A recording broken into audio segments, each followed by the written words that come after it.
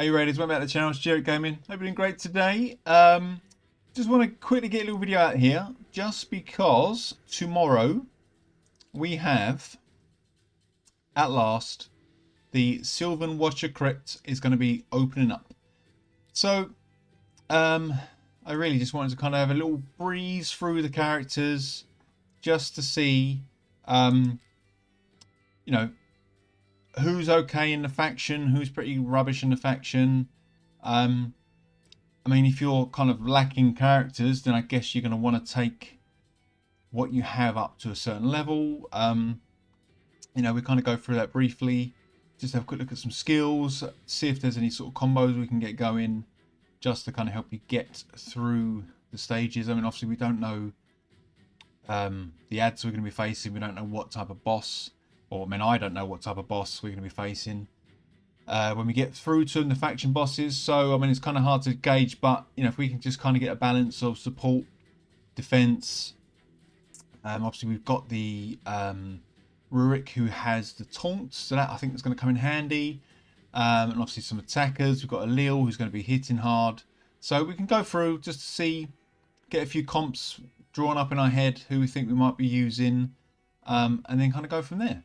One cool thing I want to say, obviously if anyone watching this video a year down the line isn't going to make any difference, but today, for those people that are watching on Thursday, the 13th of July, we currently have in the events the Summon Rush. Now, I think there was some sort of delay, some problem with regards to the timing, or something happened in the game, so it was I think it was delayed. So we've got 22 hours and 16 minutes left on Summon Rush, right? And I've still got all these to go through. I just wanted to kind of get to here for the Soul Stone stuff. So we've still got all this to go. Now tomorrow we have ×2 on Sacreds plus Champ Chase in 21 hours. So we have a 1 hour overlap to pull our Sacred Shards to also coincide with Summon Rush. So guys, in 21 hours, I would advise you, if you haven't already done Summon Rush, pull your Sacred Shards and get all this lovely loot. I mean, what's that, 33? I mean, I need a few obviously to pull, but I've got 12 there, so I'll be filling this out in an hour. I'm going to be smashing it tomorrow, getting all the rest of the Summon Rush stuff, which I was going to leave. I pretty much got most of this from Mystery Shards, and I think I pulled a couple of Sacreds just to get up here. So yeah, I'm going to cash in on that tomorrow. So guys, tip, 21 hours from now, which is UK time 11:44 AM when I'm filming this now, get in there quick and get those extra bonuses for the hour overlap with regards to Summon Rush and Champ Chase. I don't think it happens very often. I think it's also a muck up on their end. So let's take advantage, because we don't often get given these little treats. Right, so let's go. Let's go while we're here. The Sylvan Watchers. I'd love to know what these guys are going to be. Very sort of fantasy theme, isn't it? So dwarves, dark sort of Asian-y, Japanesey, dark demons. Sylvan Watchers, wood elves, that sort of foresty folk. What is this one going to be? What is this one going to be? I'd love to see. I don't know.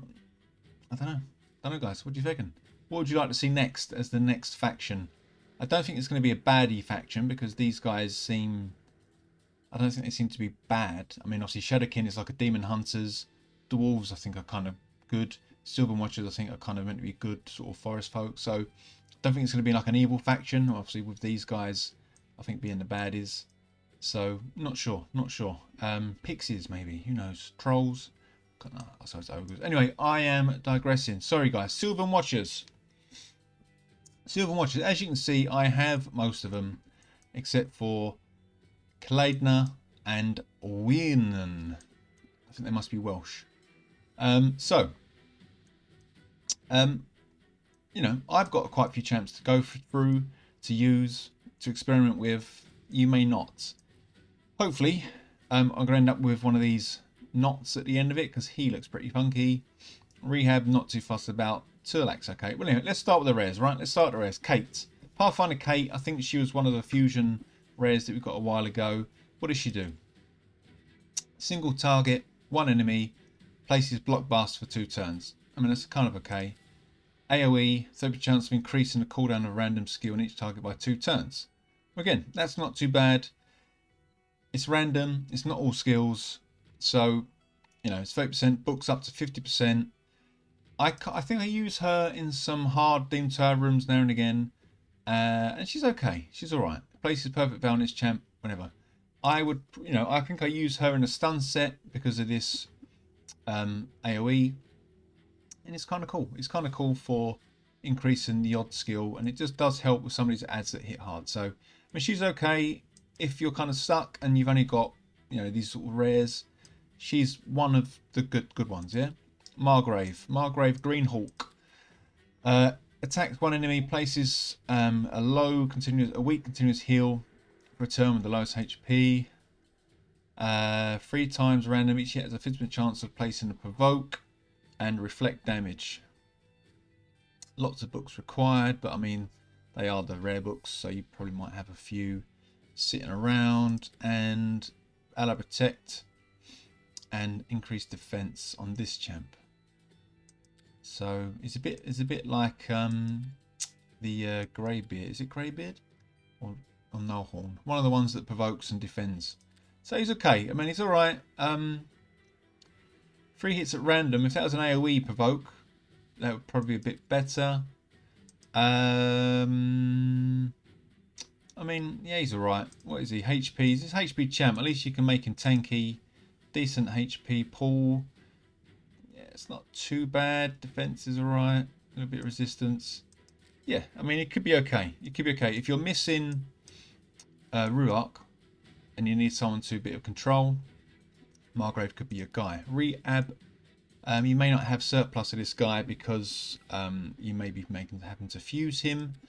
Double hitter, and it fills something with 5%. That doesn't really do much.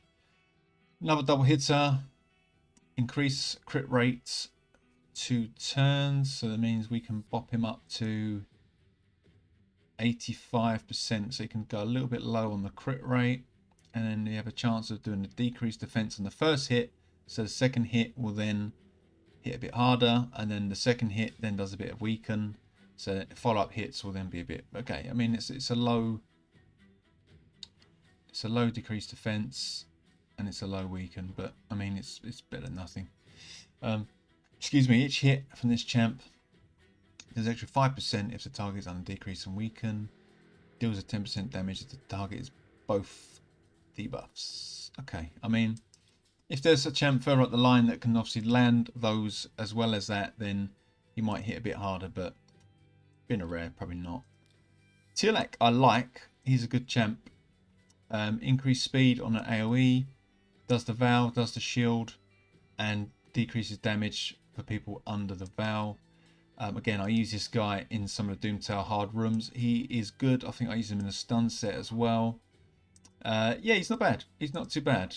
He's a little bit defense champ, so that's, you know, it's not too bad stat-wise for a rare, I suppose. But yeah, you definitely want to get his HP and def up. I don't know what his multipliers are like. But I kind of just use him really for control, that sort of stuff. So, and I've not really looked at this guy yet. I know he looks really cool, but he's meant to be the bee's knees. Trouble hitter, doing decreased attack. That's nice. Heal, and then that's at a 3-turn heal plus a small increased defense. Revive 2 allies. Shield equal to their thing. So I love the fact that Sylvan Watchers get a reviver straight away, and the Ogren tribe are still waiting for that decent reviver, apart from Gear Grinder. Right, anyway, moving on. Shield revive. I mean, that's a great kit. That is really good. If you're lacking a reviver with support, this guy is your man. But unfortunately, unless you're pulling voids, unless there's some tasty ×10 void champ this weekend, I won't be pulling voids. So all my knots are going to be fused. Right, let's move to epics. Cormac. Cormac looks real cool, but I think he's one of the rubbish ones in the epics if memory serves. Single hit, decreased speed. Okay. Single hit, before attacking, decreased defense. So, and increased accuracy and crit rate on this champ the next return. So he is one of the selfish champions. And I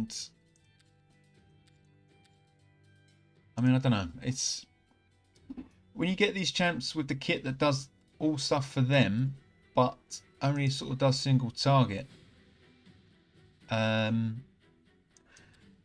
mean, it might be alright on the faction war boss when you get to him, but with regards to getting through the ads and the waves and stuff, this champ probably won't be one to use. What is he? He's an attack champ as well. I don't know. No, I think this is probably one of the ones that I would pass on, guys, to be honest. If he's the only one you've got, maybe take him to 50 and obviously stick him in your team. But I think he might be more viable with regards to fighting the boss than actually progressing through the waves. So, right, Kellen the Shrek. Let's have a look. Right, okay. Single target, weaken. 2 times, double hitter. Turn meter, which is not bad actually. 50% decrease is okay. Second hit as a simple returns to decreased speed. And then does a vow on himself. Attacks enemies, increases 5%, but he's debuffed on the target. Ignore shields when attacking under a perfect vow. And does he perfect vow himself on the A2, which is a 3-turn cooldown when booked. I mean, it's not bad. It's not bad. I need to check again. I need to check his multipliers, but he's probably a harder hitting champ, especially with regards to this ignoring the shield once you get the veil on. And this is okay if he's going after a debuffer, and this is okay again to set up the other guy with the weaken who will do the 10% hit. So he's not too bad. Let's have a look. Lockwain is meant to be good. I think he's one of the ones that's meant to be okay. Steals a buff, 1 hit. AoE removes a vow or perfect vow. Then there's a chance of removing a random buff from allies, enemies. Okay, 100% chance. 3-turn cooldown. Again, it just depends on the waves that we're going to be facing. If we're facing the Valkyries and that sort of stuff, then this could come in clutch. Anyone that has, if we're facing the man-eaters, we can get rid of all of those unkillables. If you're facing the, what's his name? I can't remember his name now. The one that does the unkillable, not unkillable, the block damage, we can get rid of those as well. So, okay. I mean, that might be okay. It depends on the waves. Attacks enemy 2 times, ignores shields, resets the cooldown of this skill if it kills an enemy. And that's on a 4-turn. Again, check multipliers first, guys. Hell Hades' website is good for that. Check the multipliers. If it hits hard, then it might be worth doing. Increase the champion's accuracy for 10 for each buff on the enemy.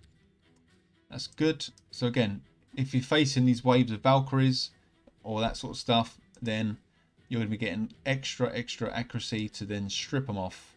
So that is good. Okay, I think Lockwain is definitely one to take up. If you're kind of mid-game and you're unsure and we don't know what we're facing, just take everyone to 50. Don't go higher than 50 until we kind of start getting through them, and you'll be able to push through the early waves probably quite easily if you've got some decent gear. Then when we start getting the harder champs, we've got to sort of pick and choose and make proper comps. Then we can sort of look at who we're going to take to 60. But for now, I would probably just take these 3 to 50 at least. You can't see my mouse, can you? The first 3 to 50. Cryo, obviously Cryo for freeze.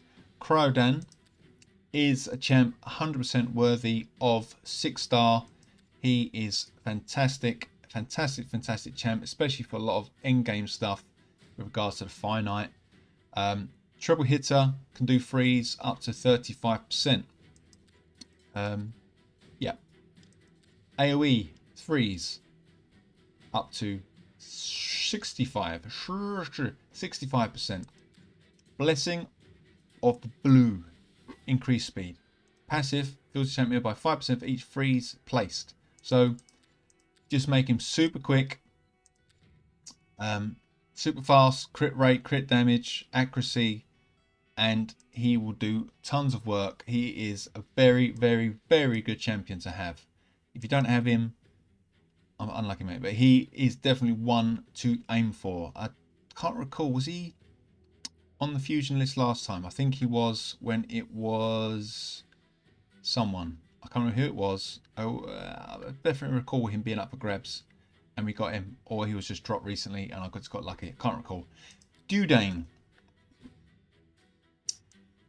the Runic is a good HP champion. He has Taunt. He's one of the ones that has Taunt, and I think that is going to come in clutch. I think at the moment, Taunt is very underrated.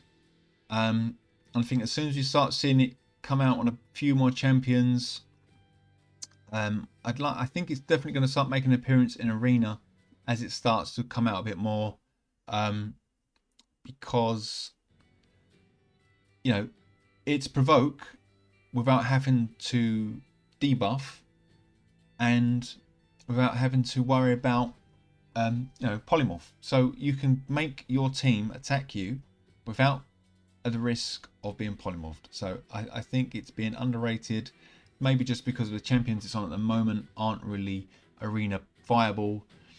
But I think hopefully some champs will come out and it will just go in there and it's gonna change a few things up. I hope it does anyway, because I think it has got a good use. It'd be nice to throw some new stuff into Arena just to mix it up a bit, and I think Taunt is one that will work. Anyway, back to this guy. 50% chance of removing a random debuff from all allies after a hit. That's kind of cool. It's like a little cleanse. It's like a Doom Priest. So I'm obviously assuming he's using his A1. AoE shield equal to his max HP, which is great because he's an HP champ, so you want to make him boom up as high as you can. We're looking at 60, 70, 80k at least. Places a taunt and then strengthen and counter attack, and then obviously every time he gets hit he's counter attacking, he's removing any debuffs from you guys as well. So he is a great champion. I think he's worth taking to 60, and I think he's worth bringing into your teams for the faction wars. Mr. Dathy, I think he's the guy that does all the extra turns. Yes, Mr. Extra Turn. AoE, sorry, attacks one enemy, 50% chance of moving another buff off the target, and a 10% chance of granting this champ an extra turn with up to 20%. So 1 in 5 chance of going again on his A1. AoE, decreased defense, extra turn if it's placed on all enemies. If you're fighting ads and you're fast and you're getting there before they've got any buffs on, with decent accuracy, chances are you're going to land it. So that's good as well. And he's A3. Attacks 50% increased attack and increased accuracy, 3 turns, then grants extra turn. So you know, what are we looking at? If you're just looking at faction wars for this guy, 50% increased accuracy. That means you could just build his accuracy probably like 150, and then you do this to start with. Boom, extra turn. You've got 300 accuracy. That should be enough to land debuffs for the first probably 10 levels in faction wars. That should then be able to get you all the other debuffs. So, and then 50% increased attack. You could just make his attack, if you're struggling with gear, get his attack 2,500 attack. Then you can just focus on crit rate, crit damage, and speed and that sort of stuff, and he will be hitting hard. I mean, obviously you can put more attack in, that's fine, but just saying, if you're that kind of mid-game struggling, accuracy and attack you can just really pull back on and then focus on the other stats. So he is really good, 100% worth taking to 60. Ornn Ornn's okay. HP champ, does some poison. Activates the poison. AoE, more poison and poison sensitivity. I don't think he's a good champion. Don't get me wrong, he's good for sort of dragon and that sort of stuff, but I don't know if he's gonna be any good for the faction wars because it's all kind of poison based. I mean, it was fine. Again, if he's all you've got, then great, build him up. Just to 50 initially, but because of the poison ticks aren't going to be doing that much damage and that sort of thing, I would probably just take the 50. But if you've got other champs, I would probably use him over him. But he is a good champ to use in other places. So don't get me wrong. Ruella, she's kind of cool. She does a triple hit and does 10 meter steal, and then she does another triple hit, decrease defense, weaken, decrease speed. So again, it's setting up that rare fella if you need to use him, because you can get the decreased defense and weaken out there. So that means he hits harder when he gets to go. Just make him sort of the slower guy in your team if you're using him. And then she also does 20% increase crit rate. Sorry, turn meter by 20%, 30% crit rate on all allies for 2 turns. So, you know, if you're struggling with gear, you can just take them, try and get them to 70%. Excuse me, 70% crit rate, and then they can do the rest. But I mean, you don't really want to try and rely on one champion for that. So she's okay. I mean, she's not bad. She's an attack champ with some sort of support stuff in there. It's a 3-turn cooldown. It's not too bad. Yeah, she's probably worth taking to at least 50 and then see how you get on. Edna Moonbeam. I wasn't that impressed with this person, if I'm honest. Decreased defense on his A1. A random hitter. Increasing the duration of debuffs. I think when you're fighting the faction war boss, it could be good to extend weakens and decrease defenses, decrease attacks on the boss, assuming it's the guy on his own. Well, no, he be fine. Yeah, he should be fine. If you're faction war bossing, then he should be okay to bring in. AoE Leech as well. Leech is good. You haven't got to worry then about having to wear lifesteal gear or focusing too much on regen, that sort of thing. So an AoE Leech is good, but I'd say this guy's probably better to bring in more for the boss, unless you're really struggling with HP, and then he can do his leech. But he's okay. He's not too bad. This lass I don't have. Wyernon the Silken. That was probably totally butchered. Attacks enemy, decreased attack, turn meter, and then speed. She does a revive with 50% HP, 30% turn meter, and continuous heal. So she is a step up from that rare we just looked at. I guess that was the tree fella knot. She's okay. She's cool. If you don't have a reviver, then yeah, definitely bring her in. Definitely bring her in. She does attack, but I probably wouldn't even worry about putting attack into the build. More like sort of tanky and survivability, speed, HP chest, that sort of thing. Yeah, I mean, I can't see any issues with that at all. Good thing. Turn meter, feel, and speed, revive, and turn meter, and heal. So yeah, great champ. If you've got her, definitely bring her along. The White Dryad, she is a good champion. She is a void. AoE on the A1, decreased speed, very handy for ad control. Removes all debuffs from a target ally, then heals them, yeah, by 40% of their max HP. If the target of this is not a champion, if the target of this skill is not this champion, decreases the cooldown of all the target skills by 2 points. Now that is a real funky. Hey, what's going on? That is a real funky skill. I think that's my Sand Devil, just been overtaken. Right, removes all debuffs from the target ally, then heals him by 40% of the max space. So if you're doing it on her, it heals by 40%. If it's someone else, it decreases the cooldown of all the target skills by 2 turns, and that is really funky. So basically, you're healing someone, or you're decreasing the cooldown of skills. That is kind of cool, kind of quirky. I like that. 3-turn cooldown as well. And then we've got, excuse me, Ally Protect and Strengthen. Weak Strengthen, but it will still mitigate quite a bit of damage. And whenever the champion is healed, heals each ally except this champ by 20% of that heal. Whenever this champion is healed, heals each ally except this champ by 20%.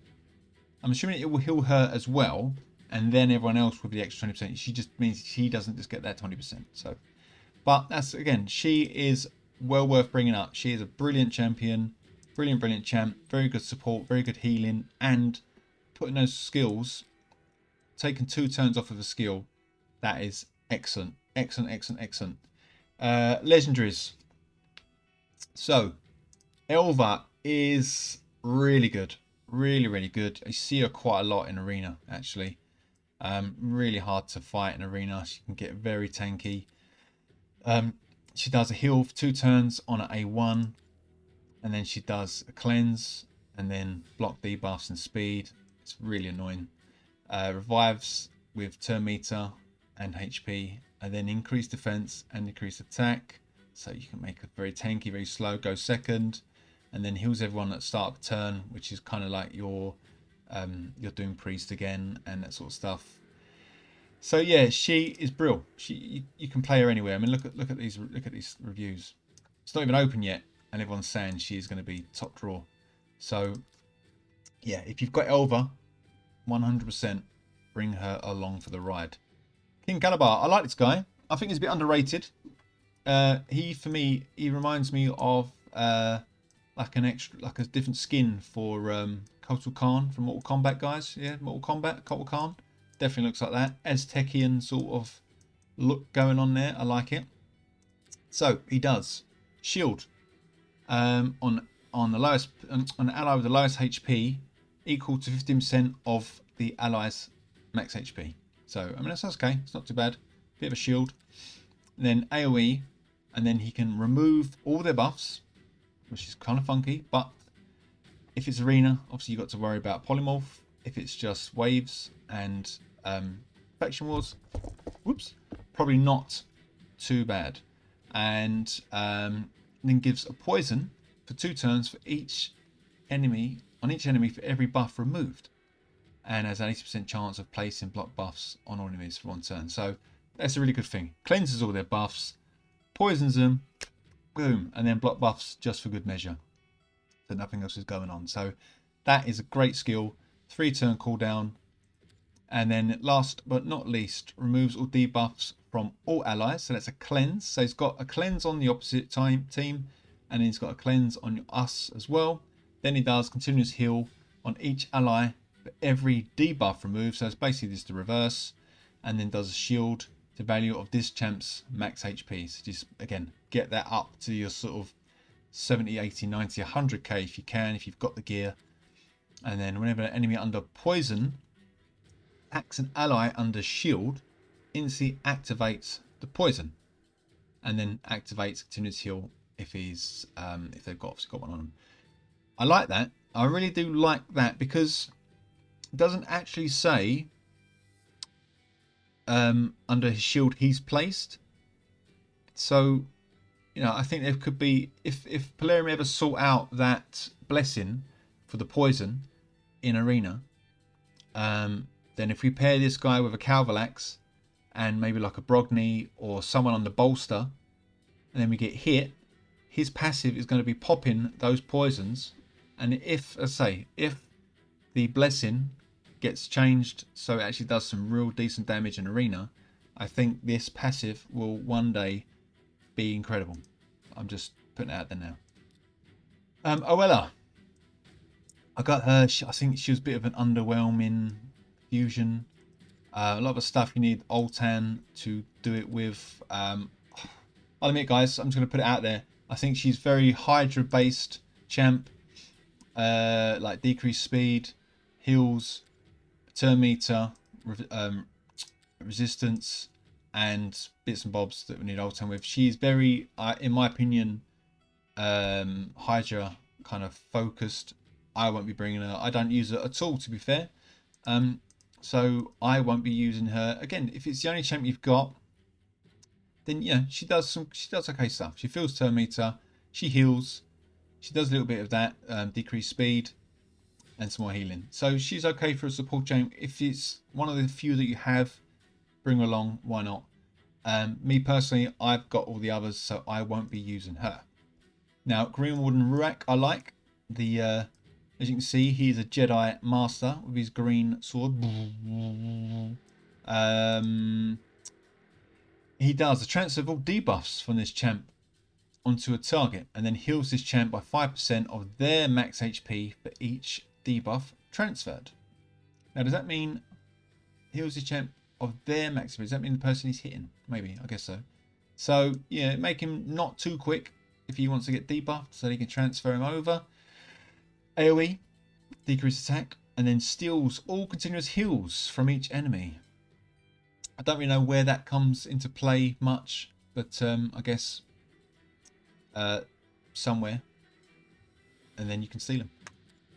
And then he does the taunt. One of two that does the taunt. I think it's one of two. So this is probably while I'll be using him in my faction wars tomorrow, because he does the taunt, he does the defense, he does the strengthen, big boy strengthen. So, you know, he's going to make, and he's defense champ as well, so we can make him super tanky. And yeah, I like it. I like that a lot. And then whenever an ally uses 10% or more of their max HP from a single hit, places a shield equal to 10% of their max HP. So if you're in a quite tanky high HP team, he'll be putting out some fat shields. So I quite like this guy. A bit underrated, a bit underused, I think, but Faction Wars 100% he will be getting some use with the taunts, and I would like to be seeing more of that in the future. Saoirse the Charred. Probably the most disappointing champion.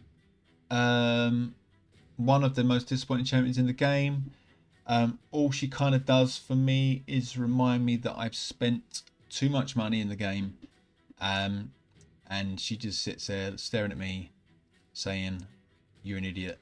You are an idiot." And I am. So there we go. Anyway, I've tried to use her in some places, but she's almost like a HP burn champ that needs someone else to kind of set her up and do stuff. It's just really annoying. If you've got her, then again, you've spent too much money. Find another hobby. I should say it to myself. But anyway, Triple Hitter increases HP burn. AoE does HP burn. Attacks to enemies, turn meter, and more turn meter if you're under a burn. This is the kind of funky bit which I think they thought would make her super good, but it just doesn't really work. Whenever champion is attacked under HP burn, heals this champ by 25%. Also has 50% chance of instantly activating HP burns on the attacker. But she's just too kind of squishy to make it work. I don't know. It just doesn't work. Doesn't work. And I kind of try and squeeze her into places just because I feel I have to. But she won't be coming out when I'm in Faction Wars tomorrow. Elil's great. Elil is really cool. He looks amazing. Looks so good. Stag horns, glowing eyes, fiery embers stuff, no shoes, big scythe, double swords, man. This guy is going all in. But he used to be a bit rubbish. Now he's less rubbish, more kind of good, okay-ish. I like to pair him up with Georgid. Seems like overkill, but this is his A1, where it robs everybody of their buffs. It's just so cool to watch. This thing is A2, ignore all the big buffs, kills people, then gets stone skin. Its AoE hits nice and hard, plus it does all these debuffs, and his passive increases this, that, and the other when he does that, plus that. It is really cool. He's good. He's just a bit squishy until he gets his stone skin going.